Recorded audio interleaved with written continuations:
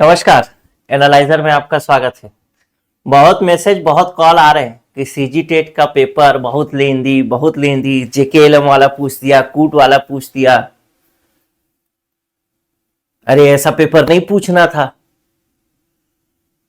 क्या करोगे? पूछ दिया, अब आप क्या करोगे? आप भी फेल हो जाओगे मजे से, फिर अगले सीजी टेट की तैयारी करोगे। और आपको फेल होना भी चाहिए। कोई ऐसी बात नहीं है कि सीजी व्यापम जो है व्यापम अलग से कोई पूछ रहा है। जब आप लोग को बता दिया है पहले, मतलब एक क्या बोलते हैं, एक पॉजिटिविटी की भी, सकारात्मकता की भी हद होती है, एक खुशफहमी की भी हद होती है। उस हद से आगे निकल चुके हैं आप लोग। जब आप लोगों को पहले ही बता दिया अमीन पटवारी में कि भैया मैं कूट वाला प्रश्न पूछूंगा, अब तुम्हारी मर्जी है कि तुम पढ़ो न पढ़ो। जब पेपर हो जाए तो व्यापम को मस्त मजे से बैठ के गाली दो। गाली देना तो सबसे आसान काम है कि बैठो और गाली दे दो। और गाली देता कौन है? कमजोर आदमी। कहते हैं ना वीर भोगे वसुंधरा, तो वीर बनता कौन है? जो मेहनत करता है। लेकिन आपको अपने कंफर्ट जोन से बाहर नहीं निकलना है। अभी सीजी टेट हो गया, अभी शिक्षक भर्ती के लिए बस वही पुराना घिसा पीटा पैटर्न चलने दो। अरे फेल हो जाएंगे तो हो जाएंगे, उसमें क्या करना है। आज के 5 साल बाद जब आपकी उम्र 29-30 होने लगेगी, या हो गई होगी किसी की 31 होने लगेगी ना, उस समय आपसे कोई ये सवाल नहीं पूछेगा कि उस समय पेपर टफ आया, उस समय पेपर आसान आया, पेपर कैसा आया, क्या हुआ। उस समय आप अपने आप से सवाल पूछेंगे कि मैं पढ़ा कि नहीं पढ़ा, मेरा सिलेक्शन हुआ कि नहीं हुआ और क्यों नहीं हुआ। उस समय आपको ही लगेगा अरे काश मैं पढ़ लिया होता। जब पहले से पता है कि जेकेएलएम वाला प्रश्न पूछेगा, तो जेकेएलएम वाला प्रश्न आपको पढ़ना नहीं है, कूट वाला प्रश्न पढ़ना ही नहीं है। क्यों नहीं पढ़ना है भाई? अरे चलो ना दे देंगे। सीजी टेट कौन सा बड़ा भारी बात है? अभी पता चल गया होगा कौन सा बड़ा भारी बात है। शिक्षक भर्ती में भी ऐसे ही खेल होगा। आगे मंडी उपनिरीक्षक है, मंडी उपनिरीक्षक में भी ऐसे ही करेगा। क्यों नहीं करे? वो तो पहले से बता चुका है, अपना पैटर्न सेट कर चुका है और उसी पैटर्न पर आपसे पेपर लेगा। पैटर्न क्या ऐसा तो नहीं है कि वो आपके लिए वेट करेगा, चलो भैया रमेश को जो पता है वही क्वेश्चन पूछूंगा। फिर पेपर का मतलब क्या हुआ? वही प्रश्न जब पूछना है तो पेपर का क्या मतलब हुआ? पेपर का तो यही मतलब है ना कि थोड़ा अलग हो, ताकि आपको बनाने में कोई कठिनाई हो। ये तो जो बन रहा है वही पूछना है।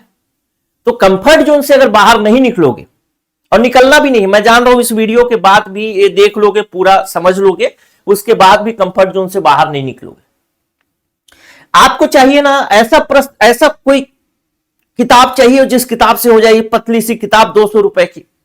आपको चाहिए कोई भी कोचिंग, ऐसा कोचिंग जो 999 रुपए में कोर्स दे दे, कम से कम पढ़ाए, उसमें सिलेक्शन हो जाए। 5,000 वाला कोर्स नहीं लेना। क्यों? क्योंकि महंगा है। कितना महंगा है?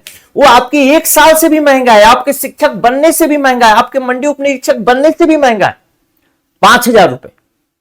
और 5,000 वाला कोर्स इसलिए भी नहीं लेना है क्योंकि उसमें तो बहुत डिटेल में पढ़ाएगा। अरे इतना कौन पढ़ेगा? तो बस वेट करो।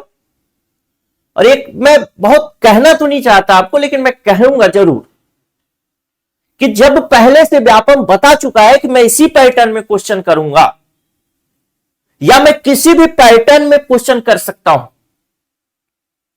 मैं आपके अवधारणा की जांच करना चाहता हूं, मैं आपके कंसेप्ट की जांच करना चाहता हूं, इसीलिए मैं ऐसा प्रश्न दे रहा हूं। तो ऐसे प्रश्नों की प्रैक्टिस भी आपको करनी थी। आप लोगों में से कितने लोगों ने किया था प्रैक्टिस? कोई एक भी शायद मिल जाए तो बड़ा मुश्किल। यूट्यूब चैनल में बहुत सारे कोचिंग इंस्टीट्यूट पढ़ाते रहे और उसके 50,000 व्यू, 70,000 व्यू, 40,000 व्यू, 30,000 व्यू बढ़ाने में बहुत अच्छा मदद किए हैं आप लोग। लेकिन आपकी मदद कौन करेगा? आपकी मदद तो आपको खुद करनी होगी। तो जब व्यापम पहले से बताया है कि मैं ऐसा पूछूंगा या ऐसा पढ़ना है, तो क्या आप झक मराने के लिए नहीं पढ़े? कहना तो नहीं चाहिए, लेकिन सच बात तो यही है। जिस एग्जाम को निकालना है और अगर वो बता रहा है कि मुझे ऐसा ही पूछना है तो क्यों नहीं पढ़े झक बनाने के लिए।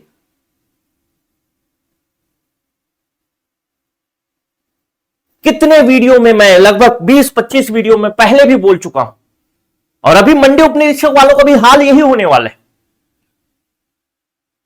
क्योंकि उनको कूट वाला प्रश्न किए ही नहीं होंगे, जाएंगे देखेंगे बस हो गया। और सोचो शिक्षक भर्ती वाले, सोचो सीजी टेट तो ट्रेलर है, एक्चुअल सिनेमा क्या होगा, तो उस एक्चुअल सिनेमा का वेट करो और उसके बाद गाली दो। मंडी उपनिरीक्षक का एग्जाम हो जाए उसके बाद गाली दो, या तो बेहतर है कि बेहतर तैयारी करो। मैंने फिर दोहराता हूं कि आज के 5-7 साल बाद जाए, आपको खुद से सवाल करना है। आपका कोई साथी, कोई कोचिंग, कोई घर वाले, कोई आस पड़ोस, कोई साथ नहीं देने वाला। आप खुद से सवाल करेंगे कि मेरा क्यों नहीं हुआ। उस समय जब एक्सक्यूज आप देखेंगे, अरे मैं तो पैटर्न वाला प्रश्न नहीं किया था, मैं कंसेप्ट पढ़ा ही नहीं, क्योंकि कंसेप्ट पढ़ने में बहुत टाइम लगता है ना, तो मैं क्या पढ़ूंगा, ट्रिक पढ़ूंगा और ट्रिक पढ़ के फिर जाऊंगा और ट्रिक भूल जाऊंगा, फॉर्मूला पढ़ूंगा जाऊंगा फिर भूल जाऊंगा। तो बस वेट एंड वॉच, आगे भी जो परीक्षा होगी उस परीक्षा में भी अगर यही रवैया रहा आप लोगों का तो निश्चित तौर पर फेल होने वाले हैं, इसमें कोई दो राय नहीं। निश्चित तौर पर मैं कहूंगा अगर यही रवैया है तो 100%। और कई बच्चे अभी कमेंट करेंगे, सर आपने बहुत अच्छा कहा, बहुत अच्छा। अच्छा, बस कमेंट बस कर सकते हो कि आपने अच्छा कहा, और तुम कब अच्छा करोगे अपना भी सोचो थोड़ा सा। देखना अगर अच्छा लगे तो शुरुआत करना, कंफर्ट जोन से बाहर निकलना, पढ़ना, और नहीं तो फिर एक परिणाम तो निश्चित ही है, फेल होना। नमस्कार।